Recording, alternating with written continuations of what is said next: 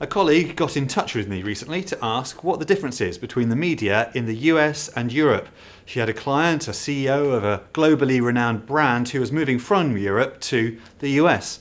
Well, my first thought was only we could make hereditary privilege and servitude seem as sophisticated as we do with Downton Abbey, and only the US could make PR and reputation management seem as glamorous as you guys do with scandal. But then I thought, as head of media here at Ogilvy PR London and with a background in journalism, I should probably provide a more useful answer, and so what follows is a collection of my further thoughts. Well, I'll tell you one big challenge, and that is language. The 28 member states of the European Union share 20 official languages between them. And if you look at the wider picture of Europe as a whole, there are more than 50 countries, from Vatican City, the smallest, to Russia, the largest. What hope could you possibly have of reaching all those countries with all those different languages?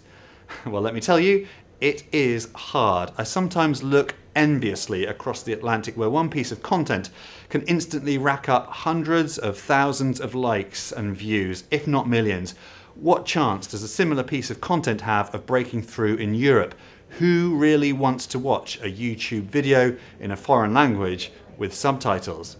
Well, well-made content, such as a video with no dialogue but that still has a strong storyline, can sometimes achieve that magical cut-through. And though the US is one large market with a common language, as well as a great opportunity to get your message over, it's also a potential danger. Get it wrong and that flunked message can be heard all over a continent. And by the way, with the rise of Spanish in the States, you too should be thinking about making multilingual content over there, if you aren't already. American television has the reputation the world around of being partisan and going opinionated in the search for ratings. That's just not the case here in Europe, where the objectivity of television is state regulated. The state also helpfully subsidises European television, such as Germany's ZDF and ARD, and famously the BBC here in the UK, which receives £3.5 billion every year from the taxpayer. That's something like $5 billion. All that cash means a couple of things. There are no adverts on the BBC, no product placement, no commercial interference. It also means BBC journalists get very sniffy about any kind of interaction with brands, much to the disappointment of PRs. The contrast between the BBC and news programmes in the US, particularly local city news stations, is something I always find striking. Whenever I watch, I find they talk about brands much more easily and sometimes even enthusiastically, something which we could only dream of here in Europe.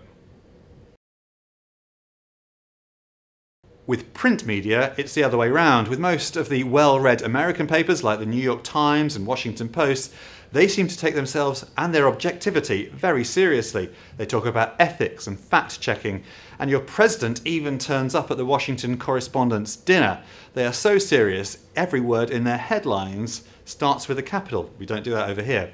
Here in Europe, it's the tabloids that are the most read, like The Sun and The Mail in the UK and Bild in Germany.